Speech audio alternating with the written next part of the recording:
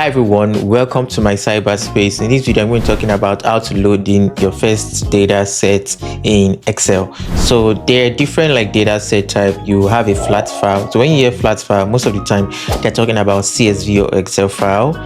And Excel saved their data, or whatever you're working in Excel is saved in an XLSX format. And you might be wondering what's that. It's just the Excel extension. But first of all, let's try to get a data set that we want to load in Excel. So we go to our favorite browser. I like to get most of my data from cargo.com. In my other videos, I explain how to use cargo. I click on data sets, then I just click on this global crocodile PC and click on download, and I download the data set. So one of the first things you want to do, one of the things I really advocate for that I've spoken about, is you want to create a copy of your data set before you start making changes. But I have this already saved in this location, which is called great data set. So it's called crocodile data set.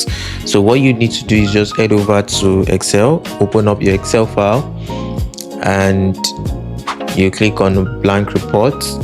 So that's one of the things you want to do. That's one way you could do it. Just click on file, you could open, and you could just click on browse wherever your file is, and you click on that.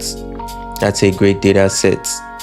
So this is the reason why you're not saying this, is because it's not an Excel format. So I could just click on this and click on all files, and now I'm going to say, so just click on open, and that would open up. So now one thing you need to be careful about is, so if you click on file, I click on save as, it shows me this is a comma separated file. You could leave it as that, and most files are CSV files. I could change it back to an XLSX file. So that's something. And another thing also I could do is I could close this out. So just that when you change the formatting, sometimes it distorts whatever the data is. You could just double click on whatever the data is. If it doesn't open up, it means that Excel is not your default separated file opener. And this is how to load in a file in Excel. That's one option. You click on the file and click on load.